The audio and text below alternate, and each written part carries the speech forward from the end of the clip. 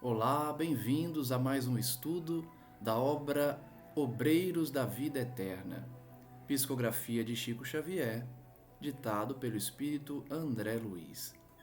Estamos em nosso estudo de número 7, analisando o capítulo 2, No Santuário da Bênção. Nós vimos que nesse santuário, nesse templo, André Luiz visitou esse grupo em preparação à sua visita à crosta terrestre. E nós vimos que esses grupos são orientados, são recebidos por esses trabalhadores do templo para receberem bênçãos. E acompanhamos o diálogo de André Luiz com um especialista em psiquiatria, um servidor da espiritualidade que explicava a ele os dramas na Terra sob o caráter psicológico, demonstrando amplo conhecimento e, além disso, como o fator espiritual influencia nas enfermidades da mente aqui na Terra. Analisamos, portanto, as descrições desse trabalhador e, no último estudo, nesse capítulo, nós paramos no comentário que ele fez a André Luiz, dizendo que André Luiz havia analisado vários casos de obsessão, que nós inclusive estudamos aqui.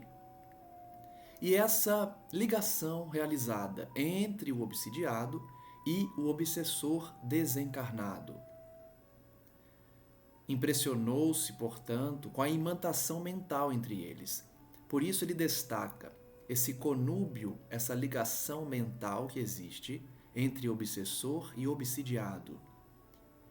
Ali, porém, ele explica que estavam pisando em outro solo. Por quê? Ele frisava a necessidade de esclarecer os indivíduos encarnados sobre os seus companheiros de plano evolutivo. Nós recebemos na Terra os nossos companheiros de jornada dentro da família. Antigos adversários renascem como familiares. Inclusive, hoje e ontem, nós postamos no canal 2 orações de Emmanuel, 2 comentários de Emmanuel acerca da família. E vimos exatamente o que o instrutor está dizendo aí. Simpatia e antipatia traduzem a convivência humana na família. E aí as obsessões são transferidas para o campo carnal. Ou seja, o obsessor se torna familiar do obsidiado numa nova reencarnação. Essa é a maneira de se perdoarem. Essa é a forma que Deus criou para que os indivíduos possam se perdoar e aprender a se amar.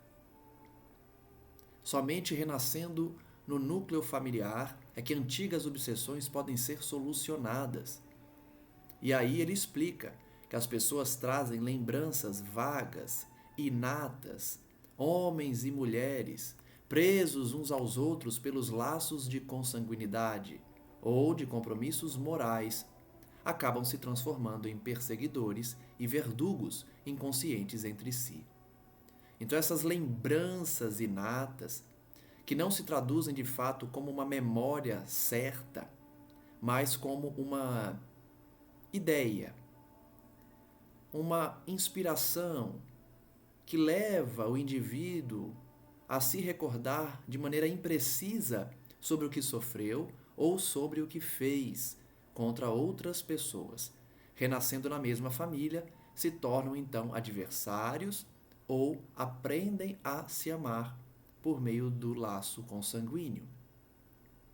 Ele diz então que os antagonismos domésticos, as brigas, as discussões, os temperamentos que aparentam ser irreconciliáveis entre pais e filhos, esposos e esposas, parentes e irmãos, são resultantes dos choques sucessivos da subconsciência.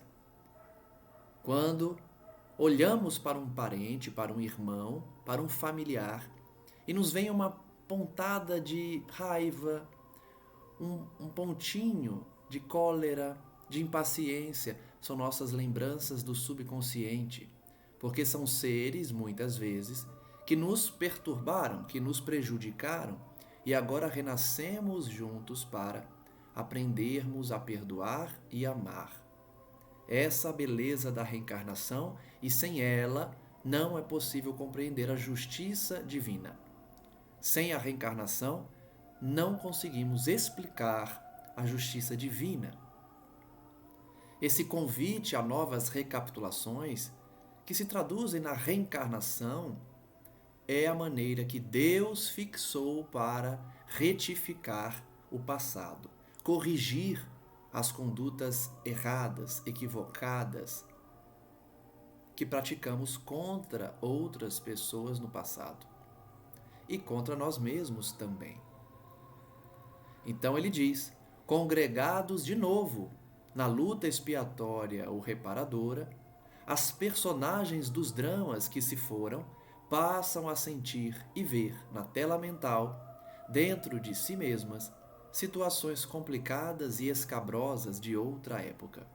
Então, como eu disse, reencarnam na mesma família personagens, pessoas que praticaram atos complicados, escabrosos uns contra os outros, e agora retornam e trazem no inconsciente, no subconsciente, essa lembrança inata, essa lembrança inexata, que a pessoa não se lembra de fato, mas traz uma impressão na tela mental.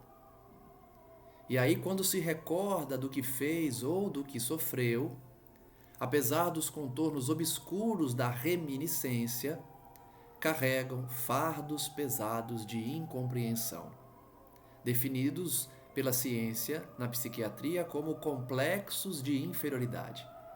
Olha que interessante, ele explica pela ciência da psiquiatria os dramas mentais decorrentes da reencarnação, decorrentes do passado de erros entre os indivíduos. Um, portanto, se acha inferior ao outro ou sente uma culpa muito grande e acaba trazendo conflitos complexos de inferioridade. Ele vai além, dizendo que esses indivíduos identificam entre si questões e situações íntimas inapreensíveis aos demais. A pessoa tem um drama íntimo que as demais não entendem. Os familiares não entendem por que o meu filho, o meu irmão, o meu pai traz esse problema mental, esse drama psicológico, se não há explicação nessa vida. Encontramos nas vidas anteriores, nas existências passadas, a causa real desses dramas. A pessoa, portanto, identifica dentro de si, mas quem convive com ela não consegue enxergar a origem daquele drama. O espírito reencarnado, então, adquire recordações. Apesar de imprecisas, como eu disse, ele não se lembra exatamente, mas ele traz reminiscências, impressões do próprio passado. E aí acaba, muitas vezes, derrapando na loucura, na alienação mental, porque não se perdoa, porque não perdoa o outro e não pede perdão. E nessa categoria, diz o instrutor, temos na crosta planetária uma porcentagem cada vez maior de possíveis alienados, requerendo o concurso de psiquiatras e neurologistas que, a seu turno, se conservam em posição oposta à verdade, presos à conceituação acadêmica e às rígidas convenções dos preceitos oficiais. Então, notem que essa obra, escrita há tantos anos, é muito atual, porque os dramas mentais, os problemas psiquiátricos só aumentam, ocasionando inclusive a obsessão e o suicídio. Então, é necessário que os profissionais da área se atentem para as causas originárias dos dramas psíquicos, que estão muitas vezes em outras existências. E enquanto os psiquiatras e neurologistas não se rendem a essa realidade espiritual, ficam apegados apenas aos preceitos oficiais da medicina, da nossa ciência humana, desprezando uma realidade espiritual que explica a origem das problemáticas de alienação mental. Esses, em particular, diz o instrutor, são os pacientes que interessam de mais perto meus estudos pessoais. Então, ele gosta de estudar os profissionais que abraçam esses preceitos, logicamente também estudando os pacientes. São as vítimas anônimas da ignorância do mundo, os infortunados absolutamente desentendidos, que de loucos incipientes prosseguem pouco a pouco a caminho do hospício ou do leito de enfermidades ignoradas, tão só porque lhes faltam a água viva da compreensão e a luz mental que lhes revelem a estrada da paciência e da tolerância em favor da redenção própria. Então, o instrutor revela que ele tem um apreço particular ao estudo desses indivíduos que estão sofrendo dramas psicológicos e não são compreendidos pela ciência humana, não são compreendidos pelos profissionais da área, que não reconhecem, que não admitem a realidade espiritual como um fator preponderante para a doença psíquica. Ele então gostava, tinha um apreço por cuidar dessas pessoas, os doentes mentais que não têm o suporte espiritual. Pergunta André Luiz, e são muitos semelhantes casos angustiosos? O assistente sorriu e disse, meu caro, a extensão do sofrimento humano nesse sentido confunde-se também com o infinito. Vejam só que frase, hein? Desde aquela época já eram muitos aqueles que sofriam desequilíbrios mentais. Imagina hoje, esse número é muito maior. Por conta da pandemia recente que passamos, muitos enlouqueceram, muitos se desequilibraram mentalmente. E, como os tempos são chegados, também muitos acabam pela depressão, cerrando as portas da sua existência pelo suicídio. Barcelos, esse instrutor, ia prosseguir, mas tocou uma campainha singular, convocando a todos aos preparativos da oração. Era preciso atender. Então nós chegamos ao fim do capítulo 2, em que André Luiz dialogou com um psiquiatra no plano espiritual, pertencente ao templo de bênçãos, ao santuário de bênçãos. Vamos ver então que bênçãos receberiam aqueles viajores, aqueles que iriam na direção da crosta para os trabalhos de resgate. Iniciamos o capítulo 3, portanto, chamado O Sublime Visitante. André Luiz conta que, reunidos em pequeno salão iluminado, observaram que a atmosfera permanecia embalsamada de suave perfume. Cornélio recomendou a todos, lembrando que Cornélio é o diretor daquele santuário, que orassem de forma fervorosa, mantivessem o pensamento puro. Tomando então a dianteira, o instrutor estacou à frente de reduzida câmara, estruturada em substância análoga ao vidro puro e transparente. André Luiz fixou essa câmara, esse quarto, esse cômodo de vidro com atenção. Na verdade, uma substância semelhante ao vidro, Tratava-se de um gabinete cristalino, em cujo interior poderiam abrigar-se, à vontade, 2 a 3 pessoas. Destacando-se pela túnica muito alva, o diretor da casa estendeu a destra em nossa direção e exclamou com grave entonação. Disse então Cornélio: Os emissários da providência não devem semear a luz sem proveito, constituir-nos-ia falta grave receber em vão a graça divina. Aqui eu faço uma observação. Lembrem-se que eles estão num templo em que já nos foi revelado que recebe a visita de espíritos puros. Por isso, o diretor da casa teve que tomar providências para evitar o pensamento desequilibrado ali dentro, porque esse pensamento, essa balbúrdia, essa bagunça causava desequilíbrio ao ambiente, o que impedia a descida, vamos dizer assim, a comunicação com espíritos puros. Por isso, ele impôs medidas para manter uma vibração de equilíbrio e elevação.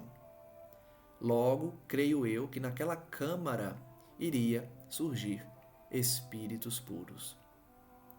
Então ele começa dizendo que era uma tarefa deles receber a luz divina com respeito, sob pena de se configurar uma falta grave, se não respeitassem aquele momento, aquela visita, a seriedade do momento. Colocando-se ao nosso encontro, os mensageiros do Pai exercitam o sacrifício e a abnegação, sofrem os choques vibratórios de nossos planos mais baixos, retomam a forma que abandonaram desde muito, fazem-se humildes como nós, e para que nos façamos tão elevados quanto eles, dignam-se a ignorar-nos as fraquezas, a fim de que nos tornemos partícipes de suas gloriosas experiências. Olha que bonita essa colocação do instrutor Cornélio. Ele explica que esses espíritos puros, ao visitar aquele santuário, estavam realizando um sacrifício, estavam doando o seu tempo, a sua atenção, a sua pureza, para trazer mensagens, para trazer bom ânimo e estimular o trabalho dos socorristas. Por isso, era necessário um respeito enorme pela atividade desses espíritos puros. Primeiro porque eles tinham que condensar o seu perispírito, já que não possuíam mais a forma humana, são seres de luz, não mais com esse corpo físico grosseiro, nem com o perispírito grosseiro. Assim, ao visitar esse templo, eles tinham que condensar seu perispírito, sofrer com a vibração pesada, natural à nossa crosta, descendo até nós para ignorar nossas fraquezas e trazer uma mensagem de luz. Então, ele destaca isso para a gente compreender como é importante respeitar esses espíritos. Eles habitam regiões celestiais, mas descem até nós para nos ajudar, para estender a mão, nos socorrer, nos aconselhar. Então, eles deviam, de fato, muito respeito e muita adoração, agradecimento, né? Interrompeu o curso das palavras, nos fitou em silêncio e prosseguiu em outro tom. Compreendemos que lá fora, ante os laços morais que ainda nos prendem às esferas da carne, é quase inevitável a recepção das reminiscências do pretérito à distância.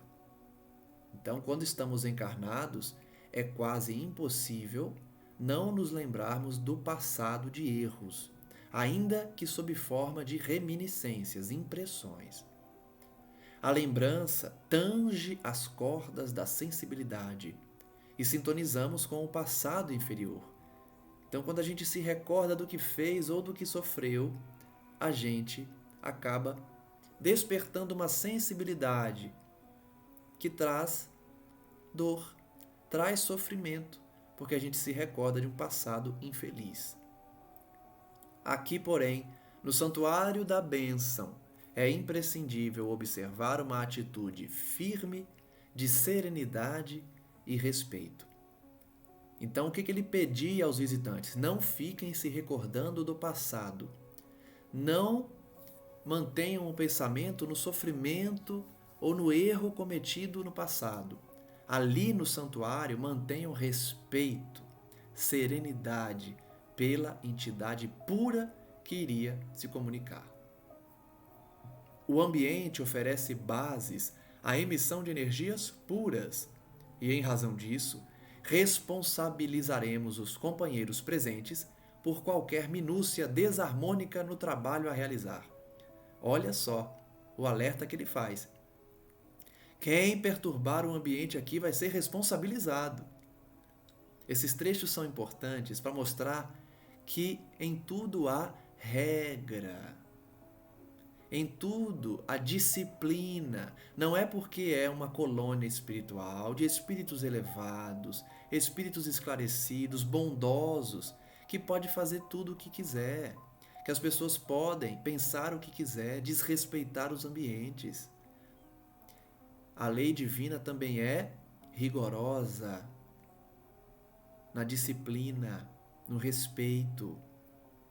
Quem não quiser sintonizar-se será convidado a se retirar. E se não aceitar o convite, será retirado à força. Não é porque é uma colônia espiritual e são seres elevados que não há disciplina, que não há hierarquia, necessidade de se observar princípios, respeitar os trabalhadores. Então ele é claro, quem desequilibrar o ambiente pelo pensamento vai ser responsabilizado. Formulemos, pois, os mais altos pensamentos ao nosso alcance, relativamente à veneração que devemos ao Pai Altíssimo. Manter, portanto, uma vibração elevada. Para outra classe de observadores, o instrutor Cornélio poderia parecer excessivamente metódico e rigorista. Então vejam que o próprio André Luiz fez questão de registrar na obra. Para algumas pessoas, o Cornélio pode parecer exagerado, excessivamente metódico, rigoroso demais. Entretanto, não para nós, que lhe sentíamos a sinceridade profunda e o entranhado amor às coisas santas. Nós vimos, inclusive, no último capítulo, que nesse santuário o Cornélio mandou instalar equipamentos, aparelhos que identificam quem destoa no pensamento infeliz, quem está desequilibrando o ambiente com vibrações infelizes, desordenadas, com pensamentos desequilibrantes. Então os aparelhos apontam para a pessoa e ela é convidada a se retirar, ela não pode participar daquela sessão. E agora nós estudamos que ele falou, vai ser responsabilizado. Então muitos podem pensar, nossa, que rigoroso, a gente até comentou isso, né? Imagine se coloca esses aparelhos no centro espírita, não ia ficar um. Só uma pessoa, duas poderiam ficar ali no ambiente. Inclusive eu fiz uma ressalva dizendo que não é para a gente fazer isso aqui na Terra, né?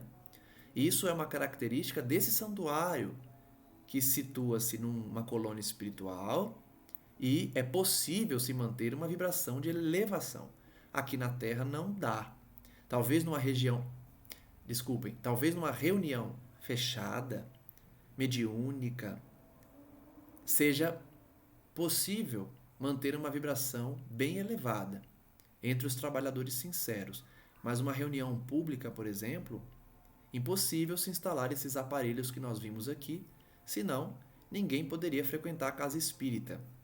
Então eu faço novamente a ressalva de que essas orientações são para pessoas que já estão numa situação melhor, já são trabalhadoras, são colaboradores diretos das missões socorristas. Então não é alguém que está começando no espiritismo, no cristianismo, não é alguém que foi recém-resgatado do umbral ou de regiões de sofrimento próximas à crosta. São pessoas que já estão no plano espiritual há um tempo, que já participam dos estudos, já se formaram, já acompanharam missões. Então esse rigor que o instrutor Cornélio traz são para trabalhadores. E aí eu concordo, tem que ter rigor mesmo. Não é ofender, não é ser ríspido, é exigir disciplina dos trabalhadores. Inclusive aqui na Terra, na casa espírita, Os médiuns precisam ter essa disciplina, os colaboradores da sustentação do ambiente, o doutrinador, o presidente da casa, enfim, todos que compõem o trabalho mediúnico ou de socorro espiritual, de passe, todas as atividades da casa espírita precisam ter essa seriedade, esse rigor, para se evitar desequilíbrios durante os trabalhos. Após longo intervalo, destinado à nossa preparação mental, Cornélio voltou a falar, sem afetação. Projetemos nossas forças mentais sobre a tela cristalina. O quadro a formar-se constará de paisagem simbólica, em que águas mansas, personificando a paz, alimentem vigorosa árvore a representar a vida. Então, olha que curioso. Aquela câmara que cabia cerca de 2 a 3 pessoas, com uma substância que se assemelhava ao vidro, porque transparente, iria absorver os pensamentos de todos ali presentes, formando um quadro, uma tela mental, reproduzida, portanto, naquele vidro, né? Retratando águas tranquilas que alimentam uma árvore, representando então a vida. Então, era uma imagem simbólica para representar a vida sendo alimentada, a fim de que o espírito comunicante, um espírito puro, pudesse se manifestar. Cornélio diz: assumirei a responsabilidade da criação do tronco da árvore, enquanto os chefes das missões entrelaçarão energias criadoras fixando o lago tranquilo. Então, olha que curioso, cada um ficaria responsável por formar a paisagem mentalmente naquele vidro. Cornélio ia formar o tronco da árvore, os chefes de divisão, os chefes das equipes, cada um iria se preocupar em formar o lago, entrelaçando seus pensamentos, suas energias. E dirigindo-se especialmente a nós, os colaboradores mais humildes, acrescentou: formarão vocês a veste da árvore e a vegetação que contornará as águas serenas, bem como as características do trecho de firmamento que deverá cobrir a pintura mental. Então é como se fosse um quadro em que cada um ia pintar um pedacinho daquela arte, né? Daquela pintura mesmo. A pintura mental ia ser realizada de forma coletiva, entre todos os presentes, cada um pintando um pedaço da tela. Após ligeira pausa, concluía Cornélio: este, o quadro que oferecemos ao visitante excepcional, que nos falará em breves minutos. Atendamos aos sinais. Então, aquele quadro que eles criariam seria oferecido aos visitantes. Olha que bonito. É uma maneira de presenteá-los por se doarem, por disponibilizar o seu tempo, a sua atenção, a fim de instruir a todos que estavam ali. Era um presente. 2 auxiliares postaram-se ao lado da pequena câmara, em posição de serviço, e ao soar de harmonioso aviso, pusemo-nos todos em concentração profunda, emitindo o potencial de nossas forças mais íntimas. Senti a pressão do próprio esforço que minha mente se deslocava na direção do gabinete de cristal, onde acreditei penetrar, colocando tufos de grama junto ao desenho do lago que deveria surgir. Olha que interessante como funciona, né, a criação mental. A gente um dia vai dominar essa ciência também, essa arte, né? Da mesma maneira que aqui na Terra nós pegamos o pincel e a tinta, o lápis e o giz de cor para pintar, para desenhar, no plano espiritual existe essa técnica. Pela imposição do pensamento, pela força mental, o espírito cria, o espírito pinta, o espírito realiza essa tarefa, onde, no caso de André Luiz, ele colocava tufos de grama no quadro em que todos montavam. Utilizando as vigorosas energias da imaginação recordei a espécie de planta que desejava naquela criação temporária, trazendo-a do passado terrestre para aquela hora sublime. Estruturei todas as minúcias das raízes, folhas e flores, e trabalhei intensamente na intimidade de mim mesmo, revivendo a lembrança e fixando-a no quadro, com a fidelidade possível. Notem então que a dedicação de André Luiz era na recordação da planta, a forma dela, os detalhes. E aí ele ia imprimindo aquela lembrança na sua tela mental e, consequentemente, formando a pintura no cristal, naquela espécie de vidro da câmara que receberia os visitantes. Fornecido o sinal de interrupção, retomei a postura natural de quem observa, a fim de examinar os resultados da experiência, e contemplei, ó maravilha! Jazia o gabinete fundamente transformado. Águas de indefinível beleza e admirável azul celeste refletiam uma nesga de firmamento, banhando as raízes de venerável árvore, cujo tronco dizia em silêncio da própria grandiosidade. Muito interessante ler essa forma de arte, essa maneira em que os espíritos conseguem, de maneira compartilhada, produzir pinturas, produzir elementos. Nós estamos numa era em que, ao escrever um texto para uma inteligência artificial, a inteligência artificial transforma o texto numa imagem. E isso é parecido, né? A mente dos trabalhadores, pensando numa imagem, faziam essa imagem surgir. E era uma pintura belíssima.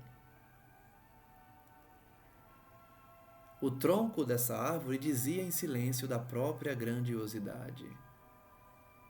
Miniaturas prodigiosas de cúmulos e nimbos estacionavam no céu, parecendo pairar muito longe de nós.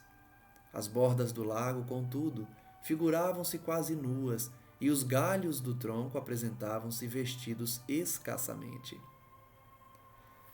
A leitura dessa parte me faz refletir que, da mesma forma que espíritos superiores, espíritos bons, como André Luiz, podem produzir essas telas mentais, espíritos inferiores, certamente nas zonas de sofrimento, também fazem essas criações, mas certamente vinculadas ao desequilíbrio, à pornografia, ao erotismo, né? À violência. Quem dominasse a ciência de produzir pela mente pode também realizar essas criações. Mas imaginem que beleza desse quadro, formulado por espíritos comprometidos com o bem. Formar uma paisagem que deve ser muito real, deve ser mais realista que uma pintura. Estava ali, na frente deles. O instrutor célere retomou a palavra, dizendo com firmeza: meus amigos, a vossa obrigação não foi integralmente cumprida. Atentai para os detalhes incompletos e exteriorizai vosso poder dentro da eficiência necessária. Tendes ainda 15 minutos para terminar a obra. Então, mesmo sendo belíssima a criação, o mentor identificou falhas, identificou trabalhos incompletos e pediu que eles complementassem o quadro, dando os detalhes necessários. Entendemos, sem maiores explicações, o que desejava ele dizer e concentramo-nos de novo para consolidar as minudências, os detalhes de que deveria revestir-se a paisagem. Procurei imprimir mais energia à minha criação mental e, com mais presteza, busquei colocar as flores pequeninas nas ramagens humildes, recordando minhas funções de jardineiro no amado lar que havia deixado na terra. Que curioso, né? André Luiz já tinha criado a planta, mas ele foi mais além, dando detalhes das flores de que ele se recordava quando estava encarnado. Orei, pedi a Jesus me ensinasse a cumprir o dever dos que desejavam a bênção do seu divino amor naquele santuário. E quando a notificação soou novamente, confesso que chorei. Que bonito, né? Imagina a energia que circula nesse ambiente, a beleza que é, a inspiração de quem solicita a ajuda do Cristo para criar uma imagem belíssima como aquela. O desenho vivo da gramínea que minha esposa e os filhinhos tanto haviam estimado em minha companhia no mundo adornava as margens com um verde maravilhoso, e as mimosas flores azuis, semelhando-se a miosotes silvestres, surgiam abundantes. A árvore cobrira-se de folhagem farta e vegetação de singular formosura completava o quadro, que me pareceu digno de primoroso artista da terra. Cornélio sorriu, evidenciando grande satisfação, e determinou que os dois auxiliares conservassem a destra unida ao gabinete. Então, Cornélio ficou satisfeito com a obra, ficou muito bela, retratando ali aquela árvore alimentada por um lago e coberta de flores. Cornélio determinou então que os auxiliares colocassem as mãos unidas ao gabinete. Desde esse momento, como se uma operação magnética desconhecida fosse posta em ação, nossa pintura coletiva começou a dar sinais de vitalidade temporária. Olha só, a pintura com a operação magnética dos auxiliares começou a ganhar vida. Algo de leve e imponderável, semelhante a caricioso sopro da natureza, agitou brandamente a árvore respeitável, balouçando-se os arbustos e a minúscula erva, a se refletirem nas águas muito azuis, docemente encrespadas de instante a instante. Então vejam que beleza! A imagem ganhou vida, começou a se balançar, a árvore a se balançar, a grama a se mover, como se estivesse sofrendo a ação do vento. Minha gramínea estava agora tão viva e tão bela que o pensamento de angustiosa saudade do meu antigo lar ameaçou de súbito meu coração ainda frágil. Então vejam que André Luiz está quase caindo no erro do alerta de Cornélio. Cornélio falou: não se prendam às lembranças da terra. André Luiz fez as plantas, as flores daquele quadro com base na lembrança dele da terra. E agora, como o quadro ganhou vida, ele estava se deixando levar pelas lembranças, pelas memórias.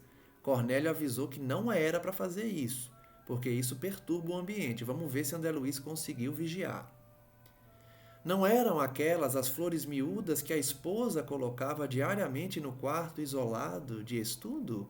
Não eram as mesmas que integravam os delicados ramos que os filhos me ofereciam aos domingos pela manhã? Vigorosas reminiscências absorveram meu ser, oprimindo-me inesperadamente a alma. Tá vendo por que Cornélio proibiu? Porque a lembrança, a reminiscência traz sofrimento, saudade. Isso perturba o ambiente.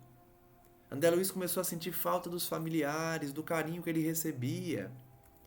Ele começou a perguntar a si mesmo: por que mistério o espírito enriquecido de observações e valores novos, respirando em campos mais altos da inteligência, tem necessidade de voltar ao pequenino círculo do coração, como a floresta luxuriante e imponente que não prescinde da singela e reduzida gota d'água para dessedentar-lhe as raízes. Ele está fazendo uma comparação, né? Por que eu preciso do amor dos meus amados, dos meus familiares, como uma árvore precisa de água? Eu que já estou vivendo outra realidade. Senti o anseio mal disfarçado de arrebatá-los compulsoriamente da crosta, transportando-os para junto de mim, desejoso de reuni-los ao meu lado em novo ninho, sem separação e sem morte, a fazer-lhes experimentar os júbilos da vida eterna. Então vejam que curioso. O que a lembrança de André Luiz acarretou? No que a lembrança acarretou? Numa vontade dele de trazer os parentes para perto dele. mas os parentes estavam encarnados. Para trazê-los para perto dele, eles precisariam morrer, desencarnar.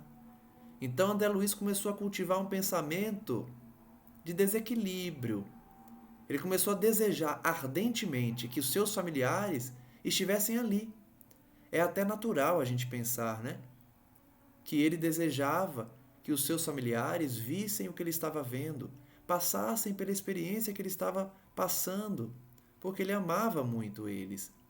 Mas Cornélio avisou que isso traz desequilíbrio ao ambiente, porque tira o foco, né?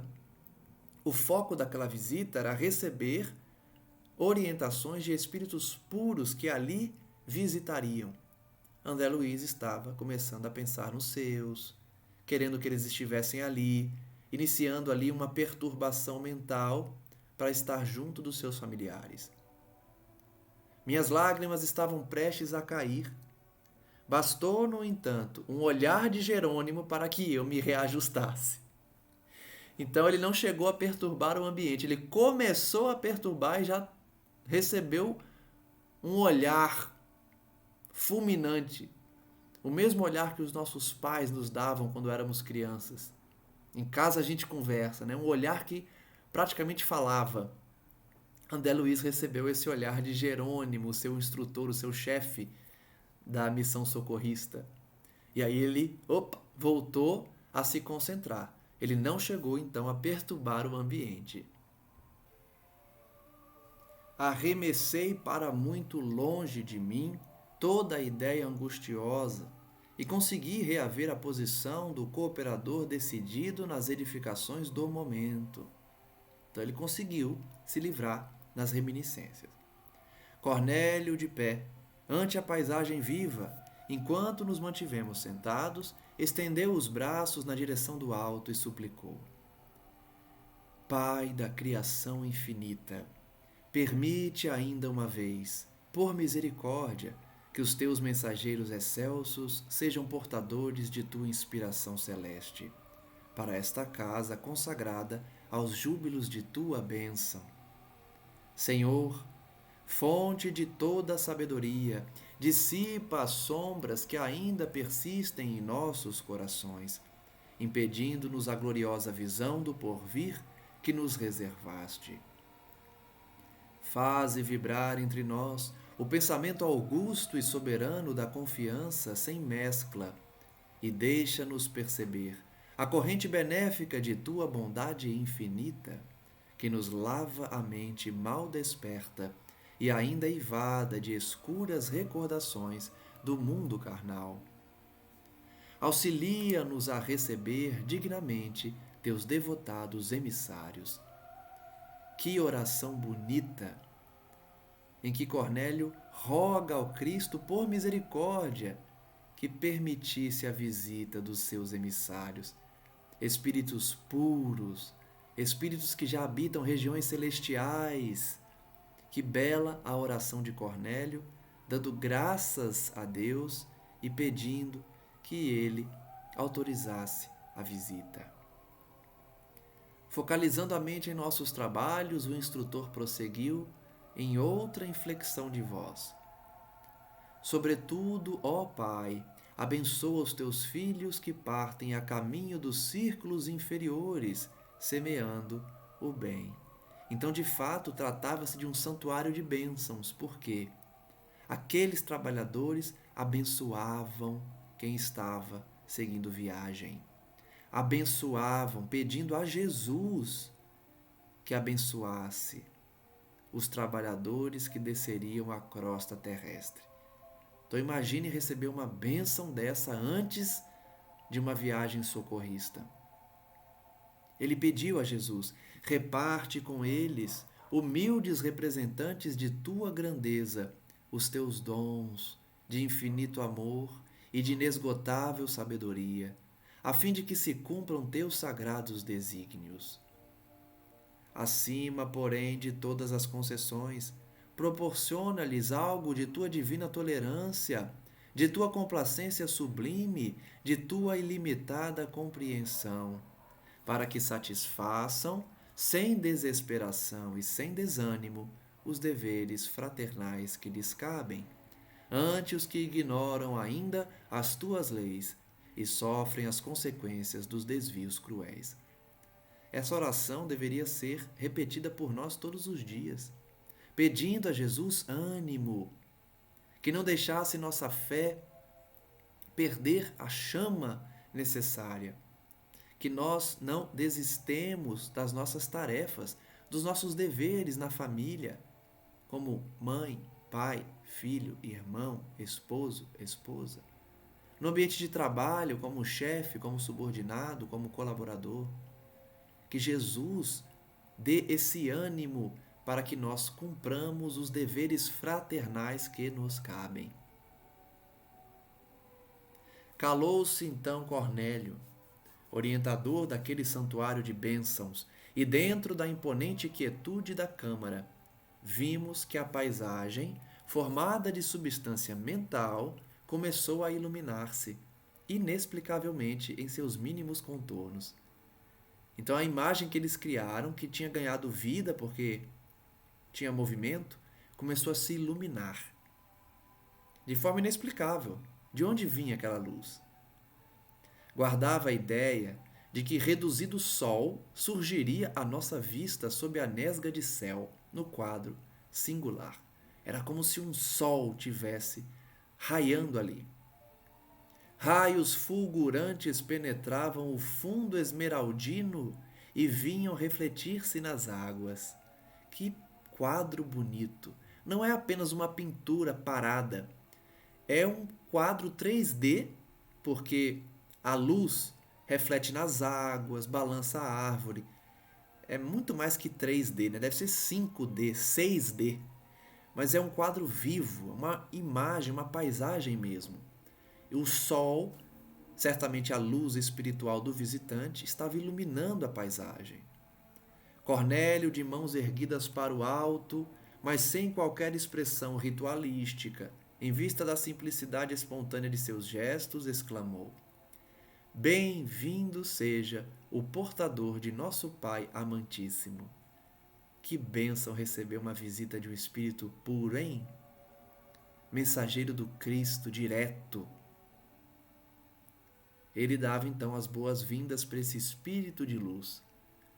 Nesse instante, sob nossos olhos atônitos, alguém apareceu no gabinete, entre a vegetação e o céu. Semelhava-se a um sacerdote de culto desconhecido, trajando túnica lirial. Imagina a beleza desse espírito. Ele surgiu no meio da paisagem. Então não é um quadro que apareceu numa parede de vidro, de cristal. Aquela paisagem surgiu na câmara, lá dentro. O espírito comunicante surgiu no meio da vegetação, então não é simplesmente um quadro. É como se fosse real mesmo. A gente pode ter uma ideia disso na realidade virtual. A gente coloca um óculos de realidade virtual e se transporta para o meio de um local qualquer, criado digitalmente. É como se fosse isso, mas deve ser muito mais bonito, muito mais real. Não precisa do óculos de realidade virtual, mas é uma realidade criada pelo pensamento. O espírito surgiu no meio da paisagem.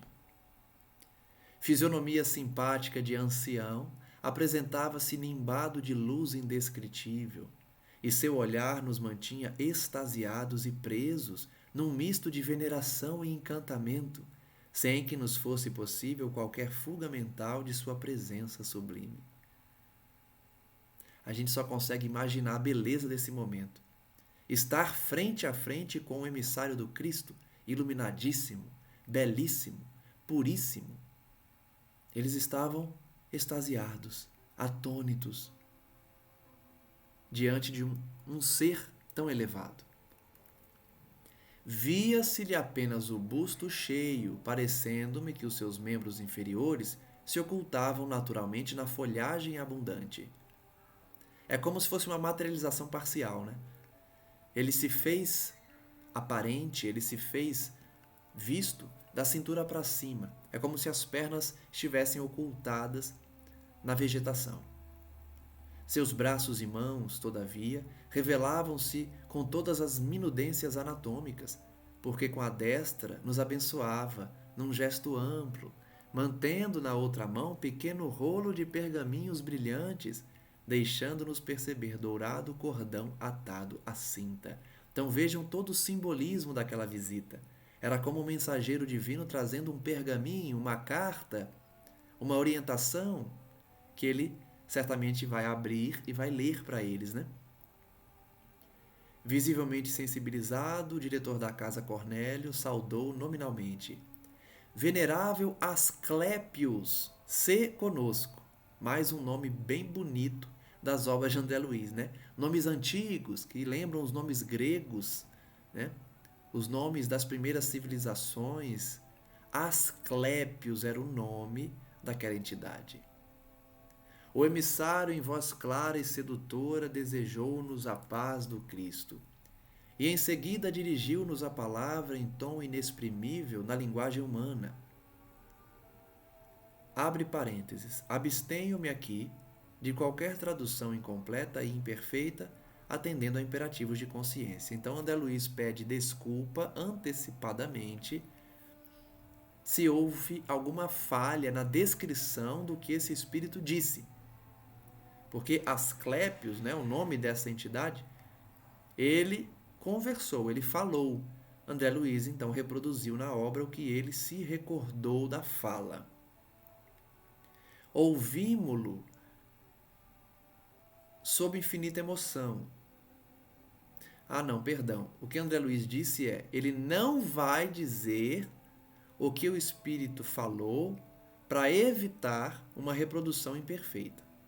Então ele se absteve, se ele fala, abstenho-me aqui de qualquer tradução. Ele preferiu, por imperativo de consciência, não descrever o que o Espírito falou.